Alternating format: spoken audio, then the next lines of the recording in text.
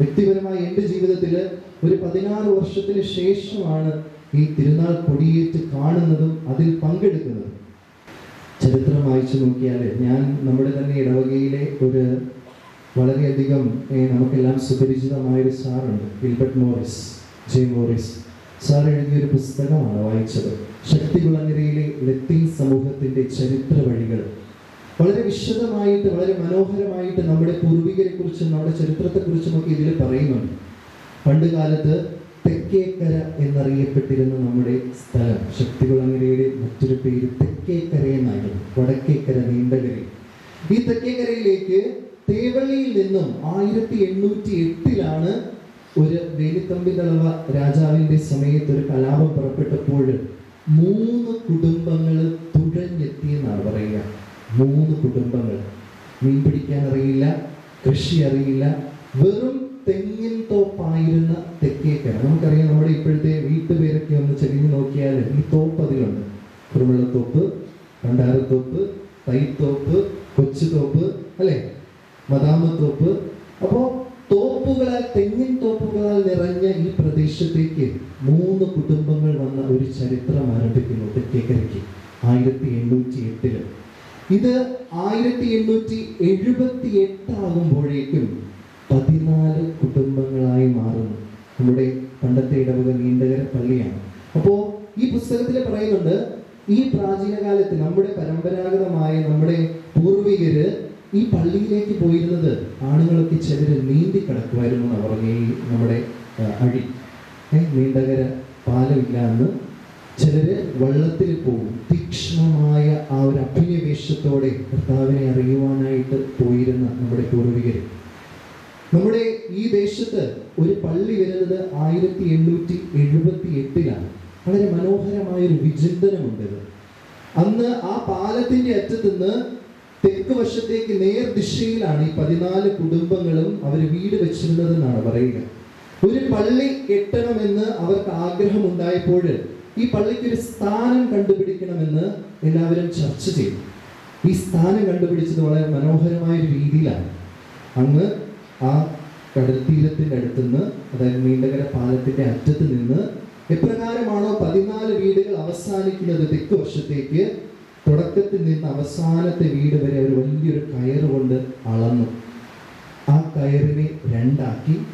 ആ കയറിന്റെ ഭാഗം എവിടെയാണോ മധ്യഭാഗമായി വന്നത് അവിടെ അവർ പള്ളി പണിതു. നാം ഇരിക്കുന്ന സ്ഥലം. അതായത് അവരുടെ ചിന്ത ഇപ്രകാരമായിരുന്നിരിക്കണം: എൻ്റെയും എൻ്റെ സഹോദരങ്ങളുടെയും കുടുംബങ്ങളുടെ മധ്യയായിരിക്കണം എൻ്റെ ദേവാലയം ആകേണ്ടത്. 1878 ഒരു ഓല മേഞ്ഞ് അഴുക്കോമ്പ് കൊണ്ട് ചെറിയൊരു ദേവാലയം പണിയുമ്പോൾ ആ ദേവാലയം പ്രതിഷ്ഠയായി പാതുകാവലായി നമുക്ക് നൽകിയത് ജോൺ ബ്രൂട്ടോ അല്ല. അന്ന് ജോൺ ബ്രൂട്ടോ വാഴ്ത്തപ്പെട്ടവനായിട്ടില്ല. ജോൺ ബ്രൂട്ടോ വാഴ്ത്തപ്പെട്ടവനാകുന്നത് പിന്നീടാണ്. അന്ന് നമ്മുടെ രൂപത നമുക്ക് പാതുകാവലായി തന്നത് കർമ്മല മാതാവിനെയാണ്. കർമ്മല മാതാവിനെ നമുക്കറിയാം. നമ്മുടെ ഇടവകയിൽ വലിയ 2 തിരുനാളുകളാണ്, അല്ലേ? പാതുകാവലായ ജോൺ ബ്രൂട്ടോ പുണ്യാളന്റെ തിരുനാളും പിന്നീട് കർമ്മല മാതാവിന്റെ തിരുനാളും. ഒരു ചോദ്യം ചോദിക്കാം. നമ്മുടെ മത്സ്യബന്ധന സഹോദരങ്ങൾ, നമ്മുടെ ഉപജീവന മാർഗം അത് തന്നെയാണ്. നമ്മുടെ ഇടവകയിൽ മാത്രം കണ്ടുവരുന്ന 3 കരമുടക്കങ്ങളുണ്ട്. 3 കരമുടക്കങ്ങൾ. സാധാരണയായി ലോകമെമ്പാടും ജോലി ആർക്കും പോകാത്ത ദിവസങ്ങളൊക്കെയാണ് ക്രിസ്മസ്, ഈസ്റ്റർ, പെസഹ ദിനം, അല്ലെ? വലിയ വ്യാഴാഴ്ച, ദുഃഖ വെള്ളിയാഴ്ച, വലിയ ശനിയാഴ്ച. എന്നാൽ ശക്തികുളങ്ങരയിൽ മാത്രം കണ്ടുവരുന്ന 3 കരമുടക്കങ്ങളുണ്ട്. ഏതൊക്കെയാണ്? ഒന്ന്, ജൂലൈ 16. എന്തുകൊണ്ടാ? കർമ്മല മാതാവിന്റെ തിരുനാൾ. ഇപ്പൊ മനസ്സിലായി എന്തുകൊണ്ടാ കരമുടക്കമായിട്ട് കർമ്മല മാതാവിന്റെ തിരുനാൾ പ്രഖ്യാപിച്ചിരിക്കുന്നതിന് ശക്തികുളങ്ങരയിൽ. 2 ഫെബ്രുവരി 4. എന്തുകൊണ്ടാ? തീയനാൾ, അല്ലെ? രക്തസാക്ഷിയായ ദിനമാണ് വിശുദ്ധ ജോൺ ബ്രൂട്ടോ. 3 ഓഗസ്റ്റ് 15 എല്ലാം. ജനുവരി 1 അല്ല, വേറെ ഒന്നും കൂടെ ഉണ്ട്. ആരാ പറഞ്ഞേ? ജൂൺ 22. എന്തുകൊണ്ടാ ജൂൺ 22?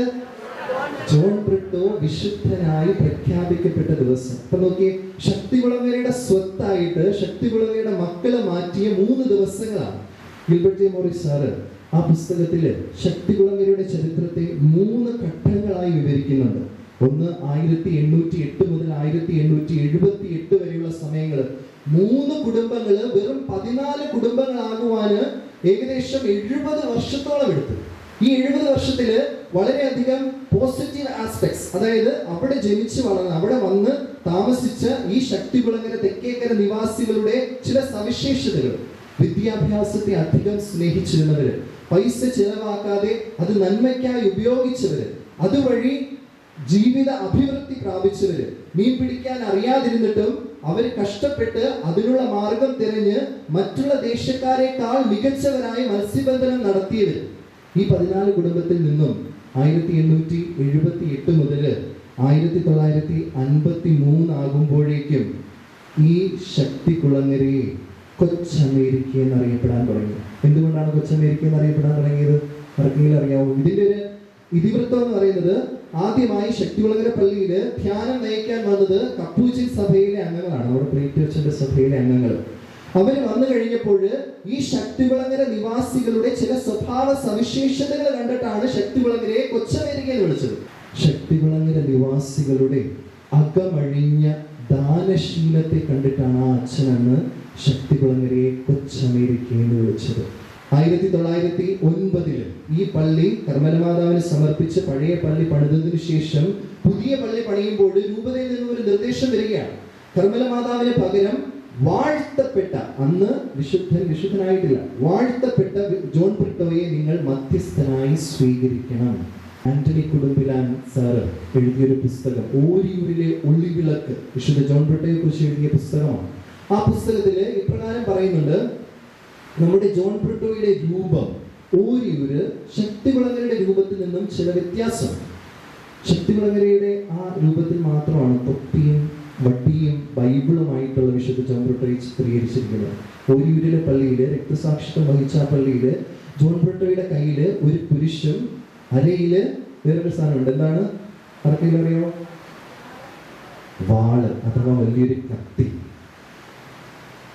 അതിൻ്റെ അകത്ത് ഒരു അടിക്കുറിപ്പായിട്ട് എഴുതിയിരിക്കുക: ശക്തികുളങ്ങരയുടെ മക്കൾക്ക് എന്താപത്ത് വന്നാലും ആ വടി കൊണ്ട് തട്ടി നീക്കുവാൻ ഈ വിശുദ്ധന് സാധിക്കുമെന്നതിനെ ഓർമ്മപ്പെടുത്തലായിരിക്കും ഇപ്രകാരം വിശുദ്ധനെ ഈ ഇടവകയിൽ ചിത്രീകരിച്ചു വെച്ചിരിക്കുന്നത്. അത് വാസ്തവമാണെന്ന് ഇവിടെ ഇരിക്കുന്ന 100-ൽ 100 പേരും 100% ശക്തികുളങ്ങരക്കാരും അംഗീകരിക്കുമെന്ന് എന്നുള്ളതിൽ ഒരു സംശയമില്ല. കേരളത്തിൽ ആകമാനം ഈ വിശുദ്ധന്റെ നാമത്തിലുള്ള പള്ളി എന്ന് പറയുന്നത് നമ്മുടെ പള്ളി മാത്രമാണ്. ഒന്ന് ചിന്തിച്ചു നോക്കിക്കേ, ഇന്ത്യയിലെ ആദ്യത്തെ രക്തസാക്ഷി ക്രിസ്തുവിന് വേണ്ടി പോർച്ചുഗലിൽ നിന്നും വന്ന് കേരളത്തിൽ താമസിച്ചിട്ടുണ്ട്. കോട്ടയത്തിനും എറണാകുളത്തിനും തൃശ്ശൂരിനും ഇടയില് സന്താളൂർ എന്ന് പറയുന്ന സ്ഥലത്ത് 2 വർഷം ജോൺ ബ്രിട്ടോ പുണ്യാളൻ താമസിച്ചിട്ടുണ്ട്. സെമിനാരി വിദ്യാർത്ഥികളെ പഠിപ്പിച്ചിട്ടുണ്ട്. അച്ചടി ഗ്രന്ഥശാലയിൽ അതിനെ സഹായിച്ചിട്ടുണ്ട്. പള്ളി നിർമ്മാണത്തിന് സഹായിച്ചിട്ടുണ്ട്. ആ പള്ളിയില് അൾത്താരയില് കുർബാന അർപ്പിച്ചതിനുള്ള തെളിവായിട്ട് ഇപ്പോഴും എഴുതി വെച്ചിട്ടുണ്ട്. ഈ അൾത്താരയിൽ സന്താളൂർ ആ പള്ളിയുടെ കീഴില് വിശുദ്ധ ജോൺ ബ്രിട്ടോ ഇവിടെ ദിവ്യബലി അർപ്പിച്ചിട്ടുണ്ട്. അപ്പൊ ഈ കേരള മണ്ണില് 2 വർഷക്കാലം താമസിച്ച ഒരു വിശുദ്ധൻ കേരളത്തിൽ ആകമാനമുള്ള ഏക പള്ളി. വിശുദ്ധൻ രക്തസാക്ഷിത്വം വഹിക്കുവാനായിട്ട് മുട്ടുകുത്തി നിന്നാണ് തലവെട്ടേറ്റപ്പെട്ടതെന്നാണ് ചരിത്രകാരന്മാർ പറയുന്നത്. ഒരു പ്രത്യേകത അതിൽ വായിക്കുമ്പോൾ എനിക്ക് തോന്നിയിരുന്നു. അതായത് വിശുദ്ധൻ കിഴക്ക് ഭാഗത്തോട്ട് മുട്ടുകുത്തി നെഞ്ചിന്മേൽ കൈകൾ കുരിശാകൃതിയിൽ വെച്ചിട്ടാണ് തലവെട്ടേറ്റ് മരിച്ചു എന്നുള്ളതാണ് പറയുന്നത്.